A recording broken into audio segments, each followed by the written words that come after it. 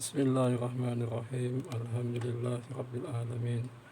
Wassalatu wassalamu ala asyrafil anbiya'i wal mursalin sayyidina Muhammad wa ala alihi wa sahbihi ajma'in.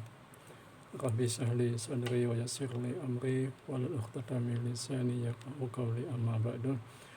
Assalamualaikum warahmatullahi wabarakatuh. Apa khabar pelajar-pelajar MPU 2222? Semoga kalian berada dalam keadaan sihat dan walafiat. InsyaAllah pada sesi ini cikgu akan berkongsi kepada anda salah satu teknik gaya belajar yang penting yang perlu anda kuasai adalah bagaimana kita menyusun bahan-bahan pembelajaran kita. Jadi insyaAllah pada sesi ini cikgu akan tunjukkan step-step yang perlu anda lakukan. Perkara pertama sekali adalah kita perlu mendapatkan sebuah fail yang boleh kita beli di luar sana. Contohnya di sini fail ABBA saiz 2D, harga lebih kurang dalam RM4.5 RM5 begitulah. Kenapa saya sarankan anda beli fail ini? Supaya bila anda dapat nanti anda boleh memasukkan tajuk di hadapan ni begini, mudah saja masukkan dalam plastik di hadapan cover dia. Ya. Baik. Jadi saya akan teruskan apakah isi kandungan bahan pelajaran kita ya. Jadi so kita akan belajar tentang macam mana sistem file ini kita perlu susun supaya teratur dan mudah kita nak merujuk balik apabila kita nak menghadapi peperiksaan. Jadi step yang pertama adalah saya akan tunjukkan pada anda ya. Yang pertama adalah di bahagian pertama ataupun muka surat pertama ni adalah kita perlu letakkan silibus MPU 2222. Cikgu dah berikan pada anda contohnya. Cikgu dah berikan anda contoh ini performa daripada Darul Quran. Jadi apa yang perlu anda buat adalah print, kemudian masukkan saja dalam ruang ini supaya kita boleh merujuk performa ini daripada minggu pertama hinggalah minggu yang ke 16 ya. Dan juga ada disenaraikan bahan rujukan di sini. Yang kedua pula adalah kita kena masukkan jadual kuliah kita. InsyaAllah nanti bila cikgu dah dapat jadual daripada pihak Idkon, cikgu akan hantarkan kepada anda lah. Dan anda boleh sisipkan jadual kuliah dan tutorial anda. Okey, perkara yang ketiga adalah tugasan, rubrik pemarkahan dan juga soalan peperiksaan. Jadi dalam ruang ini anda perlu masukkan tugasan penulisan esei, kuis, ujian dan juga slide presentasi yang akan anda lakukan. Contohnya, okey, ini bahan yang cikgu dah PDF-kan dan beri pada anda, iaitu garis panduan pelaksanaan pengajaran dan pembelajaran program Diploma Tahfiz Al-Quran Darul Quran. Jadi maklumat ini penting supaya kita boleh sentiasa merujuk sama ada subjek Al-Quran kita maupun subjek MPU 2222. Okey, seterusnya adalah contoh assignment yang cikgu dah hantar pada anda. Contoh ini contoh tugasan sebanyak dua iaitu yang pertama saudara Haziq Saharudin, yang keduanya adalah saudara Muhammad Adwaluddin bin Amir.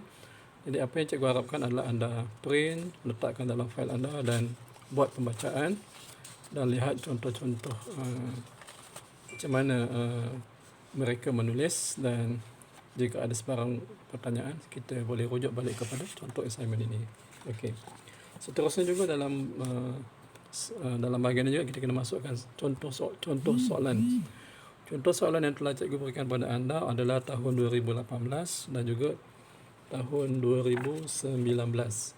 Kenapa contoh soalan ini perlu kita print? Sebab apabila kita mengulang kaji nanti, misal kata kita membaca buku ini, okey, soalan-soalan banyak ambil daripada buku ini, terutama bab 1 dan bab 2, iaitu konsep kepimpinan dan jenis kepimpinan. Jadi dengan merujuk soalan-soalan ini, anda nanti tahu apakah perkataan-perkataan, kata kunci atau frasa penting yang ditanya berdasarkan buku teks yang telah cikgu tunjukkan tadi. Jadi penting untuk anda membaca soalan dahulu sebelum anda membaca buku teks ini. Baiklah, seterusnya setelah kita menganalisis soalan, berikutnya adalah pada perkara yang keempat adalah bahan-bahan yang sudah di-download. Jadi di sini cikgu nyatakan perlu sentiasa dikemaskini dan didokumentasikan.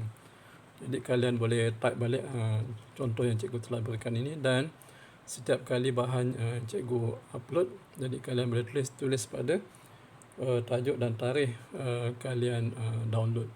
Jadi tujuannya adalah supaya kita tidak tertinggal mana-mana bahan yang penting, ya. Dan ini juga adalah sebagai bukti bahawa proses pembelajaran dan pengajaran anda telah lalui. Jadi kalau kita dapat dokumentasikan dengan baik, tidak adalah masalah di kemudian hari tentang proses secara maya untuk anda semua. Baiklah, kemudian bahagian yang kelima. Di sini telah bermulanya nota-nota yang sama ada kalian download, print dan letak di sini, ataupun nota-nota yang kalian buat secara lakaran ataupun idea-idea setelah anda membaca. Contohnya dalam ni bab muka surat 5 ni, kepimpinan dan kepentingannya. Subtopiknya adalah pengurusan dan kepimpinan, pemimpin dan pengikut, kuasa dan fungsi kepimpinan. Ini contoh yang cikgu buat masa cikgu membaca buku teks. Jadi cikgu buat lakaran secara perteminda, apakah perkara-perkara penting dalam bab 1 daripada buku teks itu, ya. Ini perkara yang anda boleh lakukan. Okey. Jadi nota bukan sekadar nota yang cikgu hantar PDF, tapi juga anda juga boleh buat nota sendiri menggunakan kaedah perteminda. Dan hasilnya beginilah. Ya. Hasilnya begini, anda boleh lihat. Saya tunjukkan menggunakan perteminda. Ini contoh dia draft yang cikgu buat lah untuk bab yang kedua. Jadi bila kita buat draft ini, okey, kita boleh kembangkan lah dia punya bukti-bukti, dia punya contoh-contoh fakta. Dan ini sangat penting apabila nanti anda diberikan tugasan untuk melakukan presentasi. Jadi anda perlu membuat presentasi anda menggunakan poin-poin penting sahaja, ya. Baiklah, itu cara bagaimana kita nak membuat nota. So cikgu tunjukkan lagi lah contoh-contoh. Ni yang lebih detailnya beginilah. So daripada begitu ringkas, bila kita kembangkan dia menjadi lebih tuntas, lebih mendalam lagi. Ini contoh-contoh lah. So cikgu menggunakan perisian Mind Manager ataupun perteminda. Kalau anda nak gunakan, di website ada nama dia Mind Maple. Mind Maple saya tuliskan. Jadi anda boleh cari dan download, boleh menggunakan as a trial Mind Maple, M-A-P-P-L-E. Ni ada yang trial, ada yang berbayar. Tetapi kalau nak mencubanya, cikgu sarankanlah anda buka website dan download dia punya apps secara percuma ataupun trial. Baiklah, seterusnya nota yang berikutnya adalah, jadi susunan nota ni adalah mengikut performa lah. Di sini adalah seterusnya jenis-jenis kepimpinan, transaksional, transformasi, karismatik, interaktif, khidmat. Kemudian gaya kepimpinan, autokratik, demokratik, laissez-faire, kontingensi. Kemudian yang ke-8, kepimpinan Islam, dalil-dalil kepimpinan, kepimpinan amanah, ubudiyah, khilafah, kepimpinan Rasulullah dan khulafah ar-rasyidin. Yang ke-9, isu-isu kepimpinan semasa, empowerment, kepimpinan wanita, budaya kepimpinan.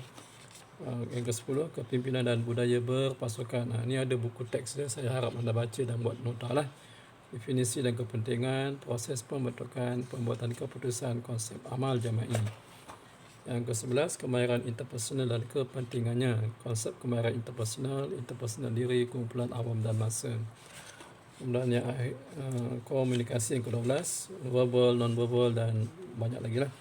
Dan yang akhir sekali adalah yang ke-13, 4 topik umum, iaitu 4 peringkat perbualan, pengucapan awam, kemahiran mesyuarat, syurat, perundingan dan suluk. Jadi secara kesimpulannya, apabila anda boleh menyusun bahan-bahan ini dengan teratur, dia akan memudahkan untuk anda membuat proses ulang kaji. Dan juga anda tidak akan tertinggal apa-apa bahan yang cikgu telah upload. Semuanya ada dalam anda punya file bahan pembelajaran MPU 2222 tahun 2020.